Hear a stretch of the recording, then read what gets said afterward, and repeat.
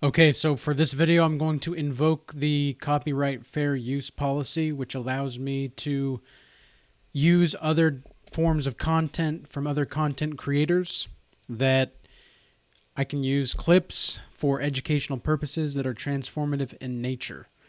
And so, with that being said, today's topic is how grief can be used to control you. Now, narcissists use this. Any kind of spiritual attack that you're going to be going through is going to be used against you, try to shame you through that. Now, there's a difference between having shame and being having shame projected onto you. Those are two different things.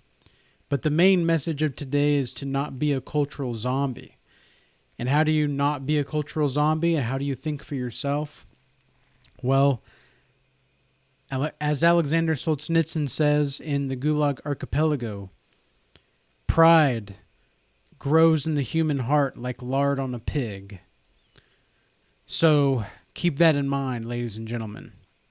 Now today, what we're going to do is we're going to watch a short clip of the Lex Friedman podcast about Mao killing more than Stalin. So, if for those anybody that doesn't know, Mao Zedong was actually the one that led the Cultural Revolution in China in the 60s, and he actually started in the 50s, but it didn't really pick up until the 60s. But Mao had killed nearly 40 to 60 million of his own people, whereas Stalin did generally kill anywhere between 6 to 20 million. Nobody actually really knows the exact number. But as far as like the numerical catastrophes go, absolutely Mao was worse. And I'm going to go into more detail about the Cultural Revolution in China in the 1960s and Stalin, who was the leader of the Russian Revolution, or he wasn't the leader of the Russian Revolution, but he was the successor of Vladimir Lenin, who was the leader of the Bolshevik Russian Revolution in 1917 was when they took power, I believe. So this is going to be a deep topic, ladies and gentlemen, and I do hope you stick around because there's going to be some good lessons here.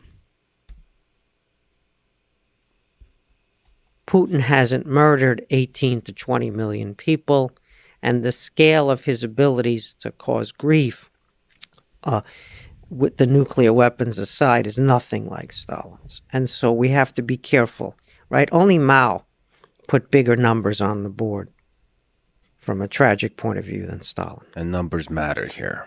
If we compare these singular figures. Yeah, Mao killed more people than Stalin because Mao had more people to kill. That's right. In China, there was just more people. And when you have more people and you're a narcissist, like Mao was a full-blown narcissist. He was an absolute terror of humanity.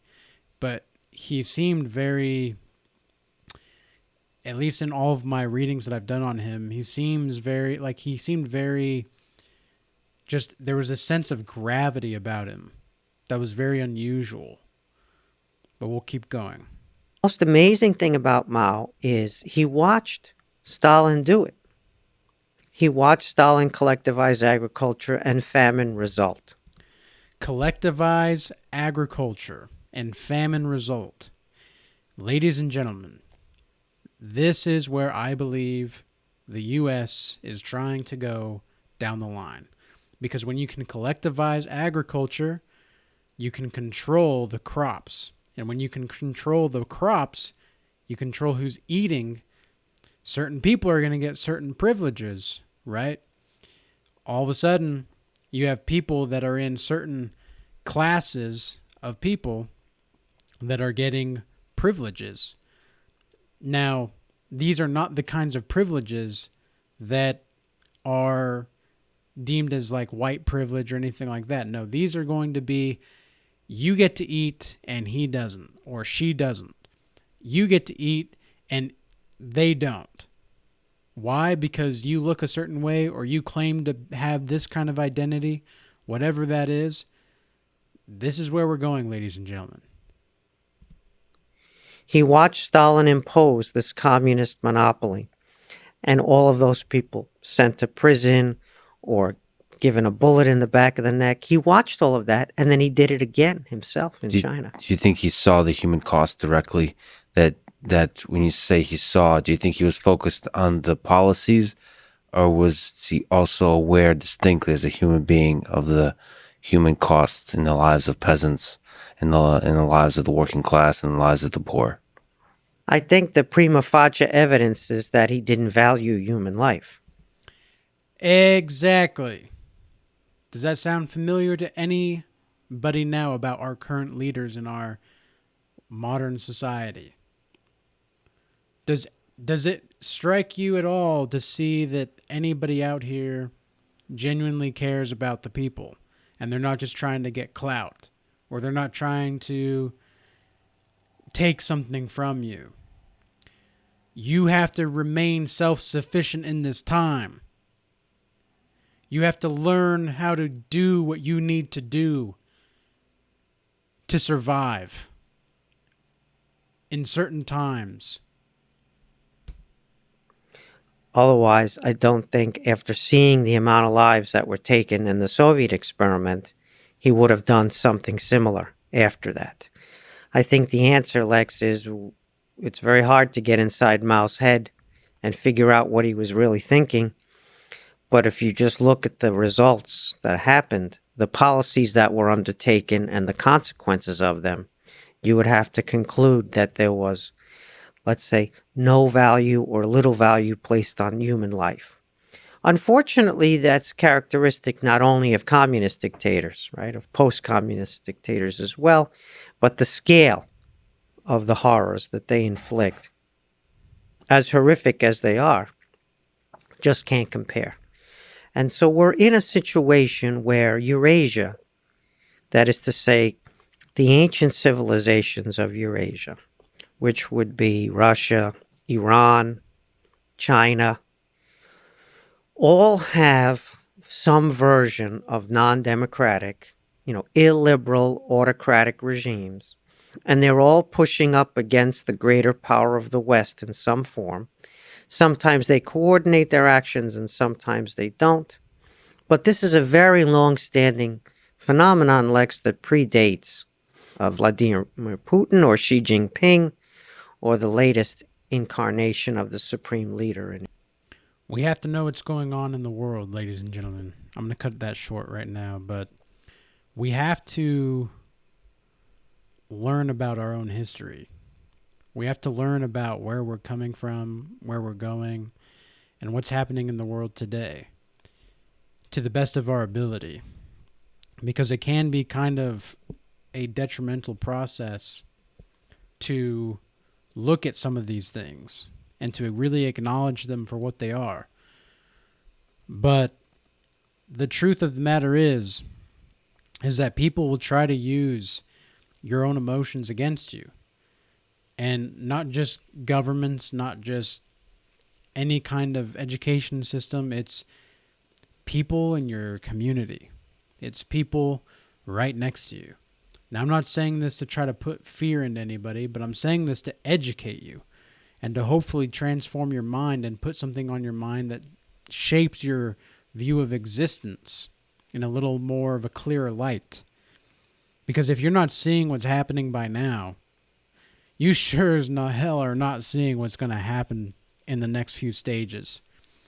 I mean, have y'all seen what's going on with the all of the smoke going on in North America right now, over by New York and Illinois and Washington, D.C.? It looks crazy. In fact, I'll look it up. Maybe I can look. Diablo, New York. But there was this billboard in New York, and it was very, very weird. Yeah, here, let me pull this up again. So this was the billboard that was in New York City. And if you notice here, it's Diablo, Welcome to Hell, New York, 6623.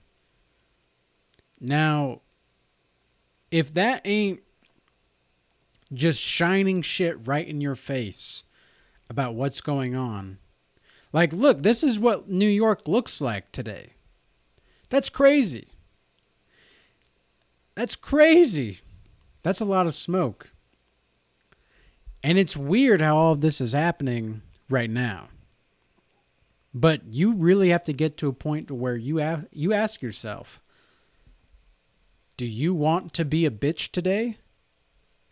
Do you want to be someone that is not in the know? Do you want to be somebody that doesn't want to know what's going on? Do you want to be somebody that's not prepared? Do you really want to be that little bitch inside your mind that is screaming like a coward because now things are starting to get fucking real? Do you really want to be that person? Or are you going to be the person that is brave, that is going to be cut from a different cloth? Because at this point, y'all, we got no choice but to be cut from a different cloth. We have no choice but to look in different ways of how we can provide for ourselves. We have no choice. Shit is hitting the fan. And we have to stay prepared. We have to stay prepared physically. We have to stay prepared emotionally. We have to stay prepared spiritually. And that all starts with you.